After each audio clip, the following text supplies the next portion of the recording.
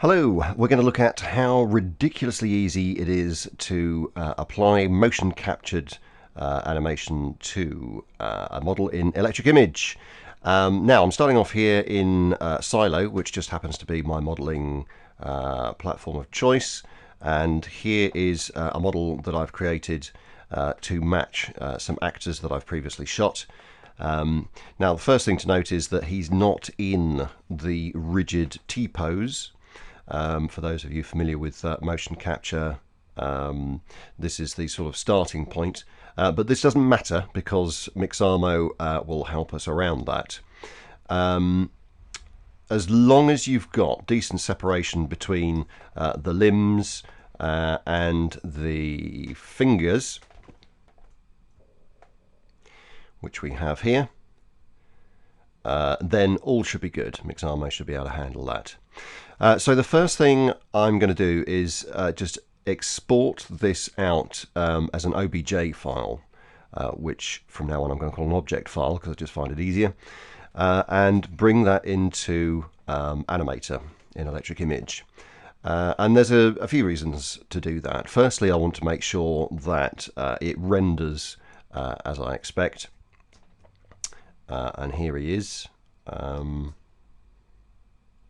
So I'm just going to do a quick render to make sure that he's rendering as I want. You probably want to do a few of those just from a few different angles just to make sure that it's all hunky-dory. And the other thing as well is it's worth just checking the scale of the model as well. I've personally been been caught out on that one. So we just take him into Electric Image Animator and make sure that we're all happy with that. Now, those of you familiar with Silo will know that you can export out in native Electric Image format. There's a couple of reasons why I'm not doing that. First of all, I've got an Intel processor in my Mac, which for some reason Silo doesn't export any geometry in the native Electric Image format. But also, primarily, really, because an object file is what we want to put into Mixamo. And speaking of which, here we are. Now the first thing we want to do is, I'll just go back to the home page. What we want to do is to set up a character. So I want to click on the Characters tab and then choose this Upload Your Own Character option, and then it presents us actually with an upload button. So I'm going to click on there. I now need to find my geometry, my object file, which is this one here. Right, and this is now going to, here we go, it's now uploading that. Now this is going to take a couple of minutes, so I'll just skip forward. Okay, here we go. That's now uploaded and it's bringing the model into the editor here. First thing you need to do at this point is just to make sure that the character is facing you. Mine is, so I'm going to go straight on to Rig. While I think of it, I have already set up an account and I've bought some credits just to make this process a little bit smoother. So what we have to do here is just drag these control points onto the model just so Mixamo can understand it a bit better. Now I've modeled mine with mirroring on because I'm a bit lazy, so I can use the symmetry option here, and this rather handily, when I drag the control points up, that snaps the chin to the center. So I've just dropped that there, pop the wrists in and gives you a nice little close-up here in the top corner. Now you don't have to obsess too much about getting this right at this point, because you do have the option to come back and do this again if you haven't quite nailed it. So I'm going to put his knees about there somewhere, I think. Okay. When you're happy with that, just click on the preview button. Now, it does say here, rigging, please wait. Auto rigging can take up to 2 minutes. And they're not lying, but trust me, it's worth it. So again, I'm going to skip forward. Okay, here we are. Now Mixamo is now loading my rigged character into the screen. I love this bit. I love the way he looks around at himself. Brilliant. I'm easily amused, clearly. There you go. And so, right, this is the opportunity we have here to ensure that the rig is successful, essentially, and that all of the joints are in the right place. Now, this is the default movement here, which is just an idle movement. I can also choose from down here. We have walking, jumping, running. Here's the T pose that I was talking about earlier, in case you're not familiar with that. This is the pose into which you would traditionally put motion captured data into a model. But as I say, thanks to Mixamo, we didn't have to worry too much about that. Now, this is probably the most useful one here. It's the skinning test, and this one really tests the model, and probably in standard animation you wouldn't actually stress the model quite as much as this.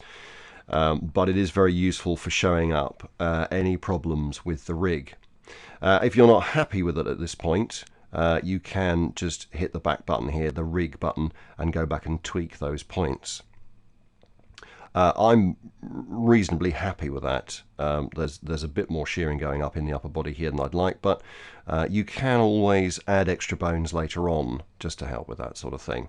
But I've got to say, the way that the ankles are working, the knees, elbows, fingers, all of that stuff, considering that, you know, I just spent 2 minutes waiting for that rather than 2 hours rigging it by hand, fantastic. Okay, next we click the finish button. And that's it. That's the rigging process done. Where we go from here is to choose motion, apply it to that character, and download it. Now, there's actually there are different ways you can go. You can click on animate your character, apply animation, or motions. They all end up in the same place, as far as I know. So I'm going to click the motions tab. Now, I'm looking for some motion capture for my alien, my Toxicon, and what I actually want is him being shot. And it just so happens I've already done a search here for death, and this is I'm actually going to do 2 animations, but they're 2 separate models. So I actually, this dying backwards, this is perfect for what I'm looking for here. So all I need to do is just click on that and give it a couple of seconds. There we go. It's now loading into the editor. Here we go, and he's dying, and he's just dying slightly out of frame. So I can just drag that over.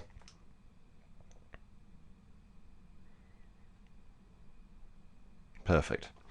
Now, if I click here on the edit clip, I also get some options. So I can, these vary according to the animations as well.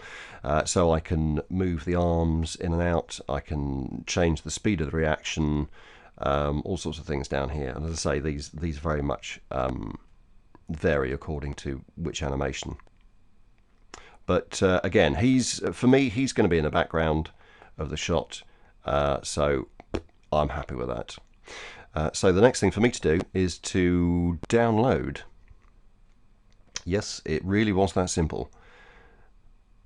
So all I need to do is click on there and just hit the purchase button. And this now brings up the downloads window here. And here's my animation. It's dying backwards, and it says it's not yet downloaded. So I've got the option to have the skin or the skeleton only. Well, I've already got the skin, so I'm just going to go for the skeleton.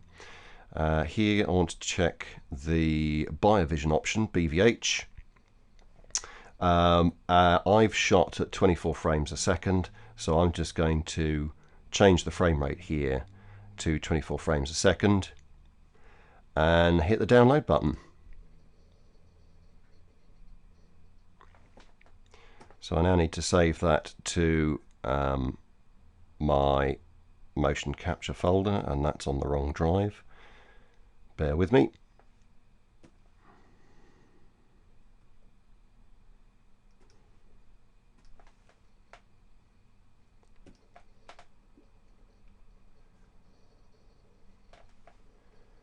Right, that's downloaded already.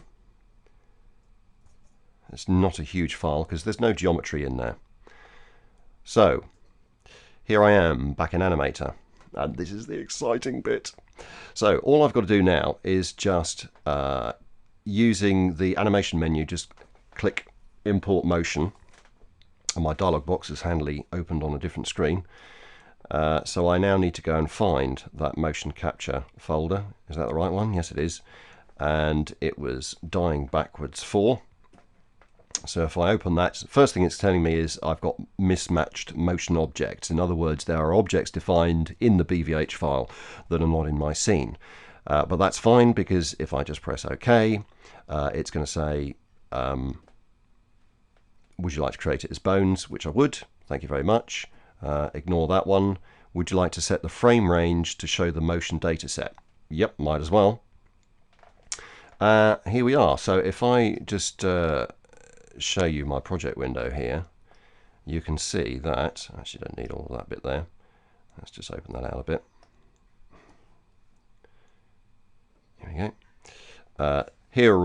Here's the hierarchy of the skeleton that it's imported.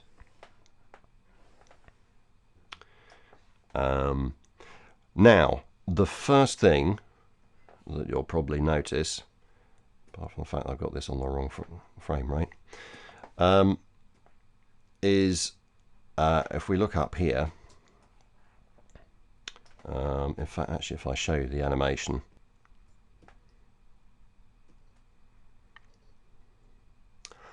right, there we go. First things first, he's dialing backwards, but backwards. In other words, the animation is the Z is the wrong way around, but we can change that. And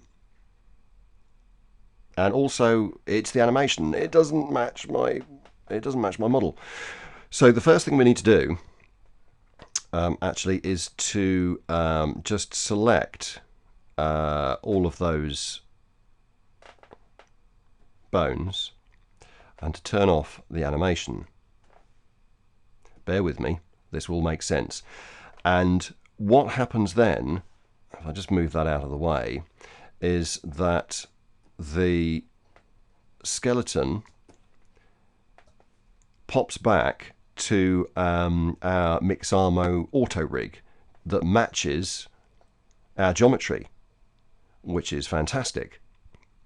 So all I have to do now is just get my geometry lined up with that skeleton,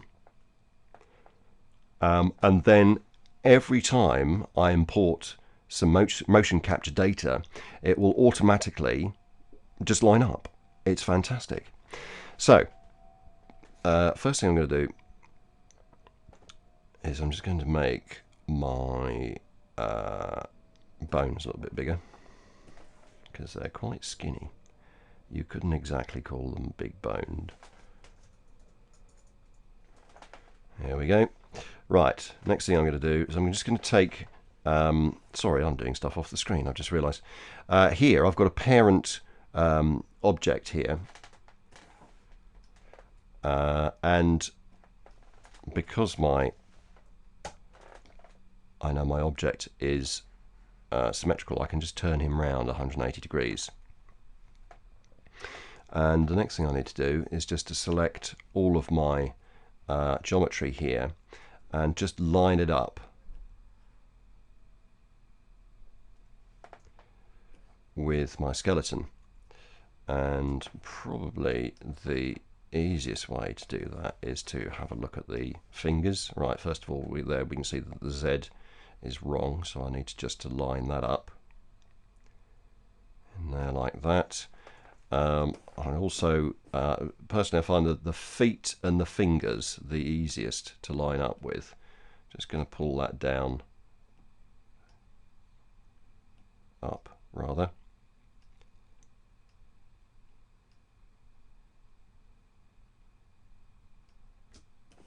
Right, there we go. I'm reasonably happy with that. So I've now got my geometry is matched up with the auto rig from Mixamo. So the next thing I'm going to do is I'm just going to save that before we go any further. The next thing I need to do is to select all of the bones again, and then again I'm doing this off the screen. So I've selected all of the bones here, and I'm going to bind skin to selection. I'm just going to click through my geometry one by one. I can now cancel that. Now this is now my default file. In other words, what I'm going to do is I'm going to save this, and I'm going to keep this file untouched, so that each time I want to apply new motion data to this model, I simply open up this file, import the motion data, and then save it under a new name to preserve this file where it is. So this is my template, let me show you. It's probably the easiest thing. So if I move that out the way, and what I'll do is I will import that motion again. Now you'll notice this time that we've skipped a couple of dialog boxes because we've already got the hierarchy in here, and it's just applying it directly to that. It's asking me if I'd like to set the frame range, the motion data set. Yes, please. And there we go. Suddenly he pops up, and he's now in the start pose for the beginning of the animation. And so if I just move him over here and hit the preview button, there we go. And that's it. It's so simple from here on in just to apply motion to this model. Now looking at this, what I'm going to do is I'm just going to pop a few more bones in there, because we've got the bones in the arm are just pulling underneath the armpit there. That's because I didn't have a proper T-pose at the beginning, but it's not a problem. I can just pop in a couple of extra bones just to sort that out, and job done. So it really is that simple, just to import motion capture data from Mixamo straight into Electric Image, and I can now pop him into my scene and render.